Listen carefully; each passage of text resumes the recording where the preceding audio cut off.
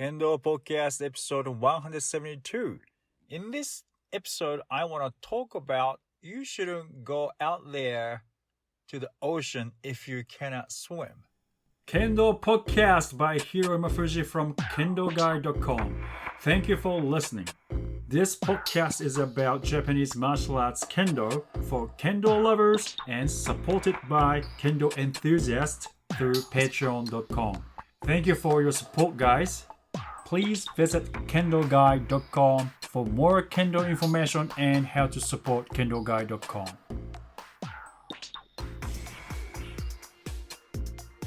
Welcome to Kendo Podcast episode 172. Now everyone is probably thinking, what? Are you going to talk about swimming? Not really, but I was watching this show on Netflix. I don't remember the name of the show, but that's an Australian show about lifeguards. And that is very funny show, but at the same time it's a lifeguard, so it's a life or dead, not life or dead, death or life situation, right? So and a lot of people go to the sea without knowing how to swim, and then I thought, why do you want to get into the ocean if you don't know how to swim? And, some people has this, I don't know what you call it. We used to call it bodyboard, but boogie board or whatever that is, like a small surfboard type of thing. And it's about $10 or something. And, you just go out to the ocean, which is not a very quiet ocean. It has big waves, and people go out there. They don't know how to swim. I mean, probably they can swim in the swimming pool, but some of them don't really know how to swim. They can't really float on the sea either, and they go out there, and they can't swim. And these lifeguards have to get out there. I mean, that's their job. I'm sure they're willing to help them. But if you don't know how to swim, why do you go out there? That is absolutely stupid thing to do. It's a suicide. And they don't really think like that. And I just wonder, and then that reminded me that people, like in Kendo too, they should be prepared when they come to the dojo. Prepared means, unless, Kendo is a martial art, right? And we hit each other. It's a full contact. And it hurts, period. And people say, oh no, it shouldn't hurt. It hurts. If people strike you, it hurts. Of course, depends on people. There are a lot of sensei, advanced sensei who hit you and you don't feel anything. And of course, it's something to do with your adrenaline too. If you're very serious and then if you're going for it, you don't feel pain, But usually, when someone hits you, it should hurt. And people think bogu, protectors, will absorb those, impact. They do a certain amount, but not the, you will feel pain, right? And this is the thing we really should talk about. Now, if you don't have men on, and you have to receive properly, otherwise your opponent will hit your head. You cannot blame anyone, because if you're receiving men without men, right? Without protector, you have to receive your partner's men strike with your shinai. Now, if you don't receive it properly, they'll hit you. That's a common sense. I mean, it's not that hard to understand. All right. So you have to receive, your job is to receive properly. So your opponent can strike you properly and you can protect yourself properly. Period. If you don't know how to receive it, you shouldn't be there to receive, right? It's like if you don't know how to swim, don't go out to the ocean. You'll sink. You'll die, right? So it's simple. And also, strikers, if you can't check your shinai, you shouldn't be striking people. If your shinai has a, splinter, for example, it's a bamboo. It's not perfect. It's not made to last long. It's a bamboo. It will snap in half when that happens. We know shinai breaks because it's bamboo. So even carbon shinai, which is I don't know what's really is made of, carbonated, some kind of plasticky thingy. But anyway, it will break. It breaks. Everything breaks. If you hit people, keep hitting people, it will break. It's not easy to, it is, it's not that hard to comprehend. So you check shinai every time, before, during, after training. You gotta check it. One, it's your weapon, so you should be checking your weapon all the time. If you have this samurai mindset, people always think about hitting people, but they don't even think about how to treat their sword properly.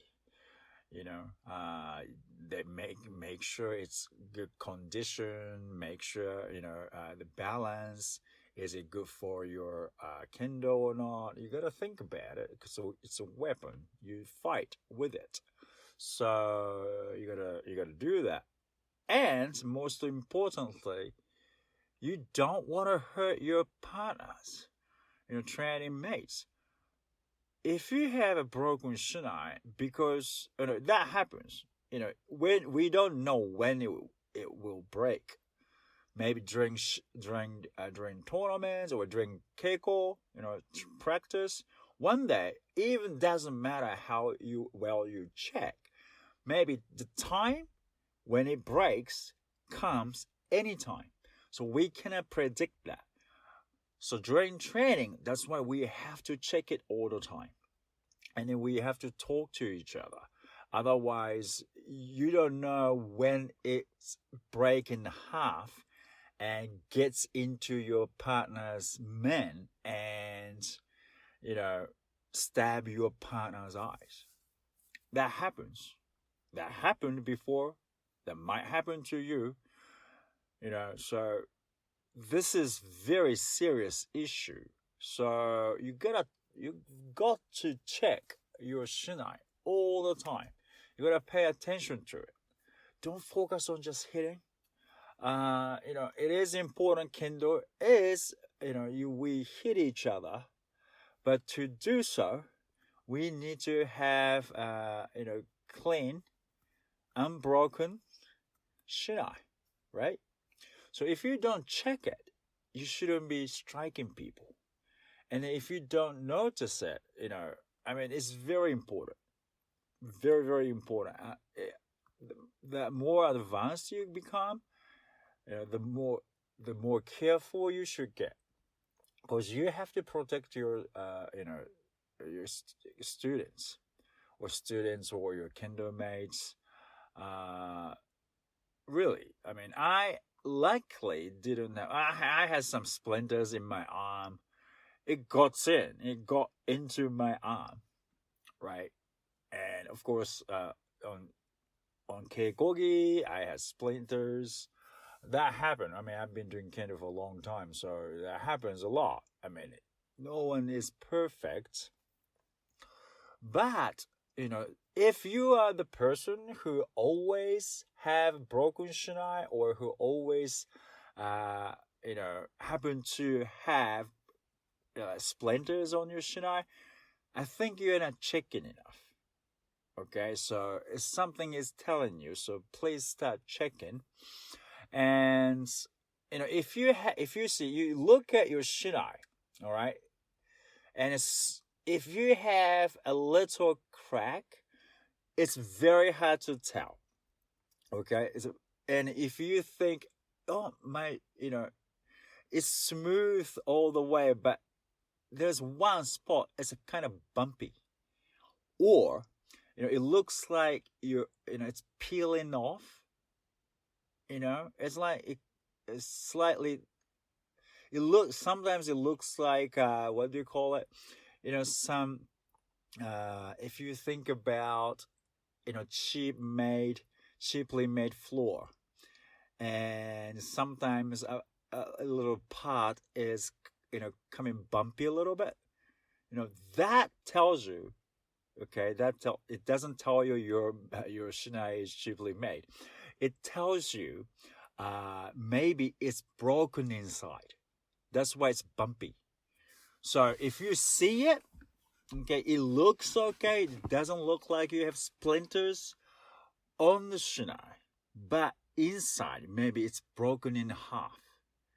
So that's why you really have to look. If it's necessary, if you have a doubt, look inside.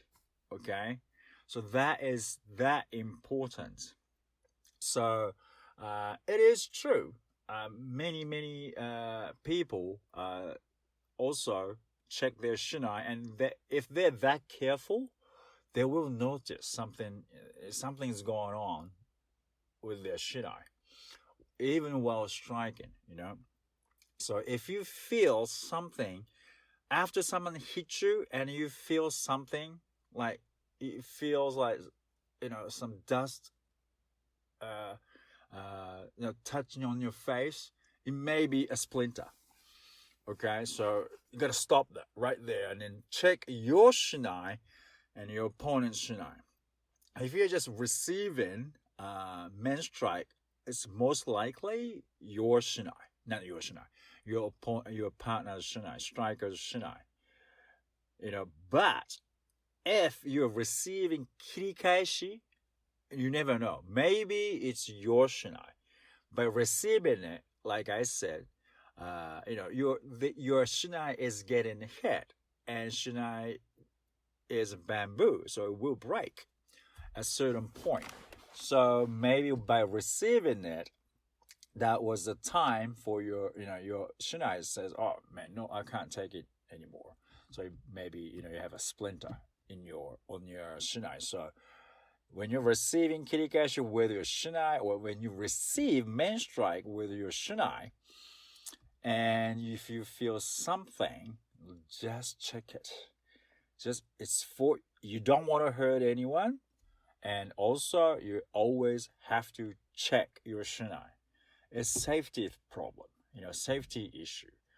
If you have clean, nice shinai in kendo, you don't get hurt. I mean, of course you can snap your Achilles tendon. I did that, and repetition makes your body tired, and then maybe sometimes it's like body. Shinai is like a body too. If a repetition, if you repeatedly hit someone's head, men strike, and it will break. So just if you're not prepared, if you cannot swim, you don't go out to the sea. If you don't know how to receive, you shouldn't be receiving. If you don't know how to check your shinai, you shouldn't be hitting people. You know what I mean? So I think it's very important for everyone to know that. And as an attitude, I mean, kendo, a lot of people think kendo is about hitting. Right? And no, we can't be that soft. No, it's not soft or tough or anything. It's just safety. Maybe you're tough, but doesn't mean you're gonna hurt others, right? So make sure. I mean, like you're receiving kote and it hurts. It's common sense. But at certain degree, you don't want to hit people like you're hitting like in a rock or you're trying to chop a wood or something. You don't want to do that. You have to have certain amount of power. So people get concussion if you hit that hard. I mean, why do you, it's not necessary. We are not we are not a wood, and you are not chopping us in half, right? So we can't take that much power with our head, and it's not necessary. So and a kote too, sharpness. There is always difference between sharpness and just dull, blunt, powerful hit, right? I mean, you should know that. I mean, if you don't know, I mean, sharp strike still feels pain because again, you're getting hit, right? And with eighth dan senseis, they don't hit that hard. They know they don't have to, right? And at some point, and then powerful. Again, you need certain amount of strength to strike, but not necessarily hard. So it's very difficult to see the difference. That's why it's important. You ask your partner, did it hurt? Was it like, did I shake your brain or something? So it's like you can tell. You can tell if someone strikes just hard and blunt, like, concussion, giving you a concussion type of strike. You can tell. And they're gonna learn how to do tenouchi. Otherwise, I mean, and someone's gonna get hurt, right? So it is important to talk to each other. Again, like you can't. My personal opinion, there are a lot of different people out there, so I don't want to say, "Oh, your kendo is, your tenouchi is too hard." I mean, I can say that, but probably that's how they do. That's I mean, a lot of sensei has different, like in old days, probably they are learned that you gotta strike as strong as you can or something. I mean, there are some people like that out there, I'm sure. And I don't want to say, okay, you shouldn't be striking hard, but because that's their school thing, and I also think we should know how to deal with these type of people too. But once it comes down to drill, basic practice, and then there are many different types of people, kids, beginners, big, small. You can't just keep striking like that. And also, again, big, small, tall, short. You don't have men on. You need to adjust your man height with your shinai. And if you think it's dangerous, you have to deal with it. You have to. Oh, I shouldn't be receiving like this because he's too short. If I receive like this, he might hit my face. You always have to think like you have got to be active. Receiving doesn't mean just standing there and then just hit me.